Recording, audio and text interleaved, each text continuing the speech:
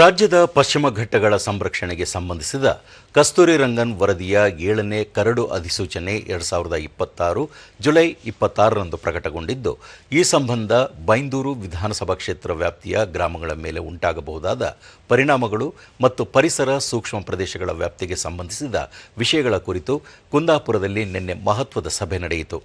ಸಭೆಯಲ್ಲಿ ಶಾಸಕರಾದ ಕಿರಣ್ ಕುಡ್ಲಿ, ಗುರುರಾಜ್ ಗಂಟೆಹೊಳೆ, ಉಪವಿಭಾಗಾಧಿಕಾರಿ ರಶ್ಮಿ, ಜಿಲ್ಲಾ ಅರಣ್ಯ ಅಧಿಕಾರಿ ರುದ್ರನ್, ಪರಿಸರ ಇಲಾಖೆ ಅಧಿಕಾರಿ ಅಮೃತ, ಸಹಾಯಕ ಅರಣ್ಯ ಸಂರಕ್ಷಣಾಧಿಕಾರಿ ದಿನೇಶ್, ಭಾರತೀಯ ಕಿಸಾನ್ ಸಂಘ ಪ್ರಧಾನ ಕಾರ್ಯದರ್ಶಿ ಸತ್ಯನಾರಾಯಣ ಉಡುಪ ಮತ್ತಿತರರು ಉಪಸ್ಥಿತರಿದ್ದರು.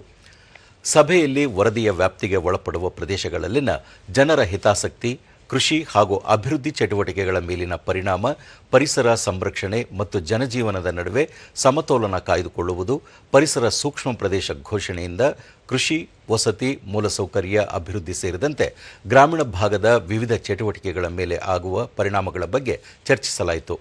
ದೂರದರ್ಶನದೊಂದಿಗೆ ಶಾಸಕ ಕಿರಣ್ ಕುಡ್ಲಿ ಪಶ್ಚಿಮ ಘಟ್ಟಗಳ ಸಂರಕ್ಷಣೆಗೆ ಸಂಬಂಧಿಸಿದಂತೆ ಕಸ್ತೂರಿ ರಂಗನ್ ಅವರ ವರದಿಯ 7ನೇ ಕರಡು ಅಧಿಸೂಚನೆ ಹೊರಡಿಸಿದ್ದು, ಇದರಿಂದ ಯಾವ ಪರಿಣಾಮ ಬೀರಲಿದೆ ಎಂಬುದರ ಕುರಿತಂತೆ ಸಭೆ ನಡೆಸಲಾಯಿತು. ಸಭೆಯಲ್ಲಿ ಸೂಕ್ತ ನಿರ್ಧಾರ ಹೊರಬರದೇ ಇರುವುದರಿಂದ ಮತ್ತೊಂದು ಸಭೆ ನಡೆಸಲು ತೀರ್ಮಾನಿಸಲಾಯಿತು ಎಂದರು. ಮಾಡಿ ಆ ಮೂಲಕ ಮುಂದಿನ ದಿನದಲ್ಲಿ ಏನು ಮಾಡಬೇಕು ಅದನ್ನು ರಾಜ್ಯ ಸರ್ಕಾರಕ್ಕೆ ಸಹ ಹೋರಾಟವನ್ನು ಮಾಡಲಿಕ್ಕೆ ನಾವು ಇವತ್ತು ತೀರ್ಮಾನವನ್ನು ಮಾಡಿದ್ದೇವೆ. ಶಾಸಕ ಗುರುರಾಜ್ ಗಂಟಿಹೊಳೆ ಕಸ್ತೂರಿ ರಂಗನ್ ವರದಿಗೆ ಸಂಬಂಧಿಸಿದಂತೆ ಹೊರಡಿಸಿರುವ ಹೊಸ ಅಧಿಸೂಚನೆಗಳಲ್ಲಿ ರೈತರ ಮತ್ತು ಈ ಭಾಗದ ಜನರ ಮೇಲೆ ಯಾವ ಪರಿಣಾಮ ಬೀರಲಿದೆ ಎಂಬುದಕ್ಕೆ ಸಂಬಂಧಿಸಿದಂತೆ ಸರಿಯಾದ ವಿವರಣೆ ಇಲ್ಲ, ಅಧಿಕಾರಿಗಳ ಬಳಿಯೂ ಸೂಕ್ತ ಮಾಹಿತಿ ಇಲ್ಲ ಎಂದು ಹೇಳಿದರು. ಲೆವೆಲಲ್ಲಿ ಬರ್ತಾ ಇದೆ ನೋಟಿಫಿಕೇಶನ್ 1, 2, 3, 4, 5, 6 ಆಗಿತ್ತು, ಇವತ್ತಿಗೆ 7th ಬಂದಿದೆ ಅಂತೇಳಿ ಹೇಳಿ ಇದೆ. ಇದ್ರ ಪರಿಣಾಮ ಅಲ್ಲಿ ಒನ್ ಸೈಡ್ ನಾವು ನಾಳೆ ಏನಾಗ್ಬೋದು ಅಂತ ನಾವು ಗೆಸ್ ಮಾಡೋದು ಕೇಳಿದ್ರೆ ಅವ್ರು ಮಾಡ್ಕೊಂಡು ಬರ್ತಾ ಇದ್ದಾರೆ. ನಮ್ಮ ಕಡೆಯಿಂದ ರಿಜೆಕ್ಟ್ ಹೇಳ್ತಿದ್ದೇವೆ ಬಿಟ್ಟರೆ ರಿಜೆಕ್ಟ್ ಆಗ್ತಾ ಇಲ್ಲ ಅನ್ನೋದು ನಮ್ಮ ಸಮಸ್ಯೆ.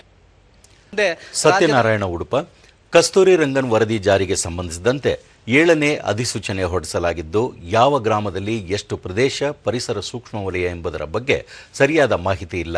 ಇಡೀ ಗ್ರಾಮವನ್ನೇ ಪರಿಸರ ಸೂಕ್ಷ್ಮ ವಲಯ ಎಂದು ಘೋಷಣೆ ಮಾಡಲಾಗಿದ್ದು, ಈ ಭಾಗದ ಜನರಲ್ಲಿ ಆತಂಕಕ್ಕೆ ಕಾರಣವಾಗಿದೆ ಎಂದರು. ಉಳಿದ ರಿಸ್ಟ್ರಿಕ್ಷನ್ಗಳನ್ನು ಯಾವುದನ್ನು ಕಂಟ್ರೋಲಿಗೆ ತರಬೇಕು, ಯಾವ್ದು ಬಿಡಬೇಕು ಅನ್ನೋದನ್ನು ಮುಂದಿನ ಹಂತದಲ್ಲಿ ಗಮನಿಸಬೇಕಾಗಿದೆ. ಇದನ್ನು ರಾಜ್ಯ ಸರ್ಕಾರ ಶೀಘ್ರದಲ್ಲಿ ಕೈಗೊಳ್ಳಬೇಕು ಅಂತ ನಾನು ವಿನಂತಿ ಮಾಡಿಕೊಳ್ತೇನೆ.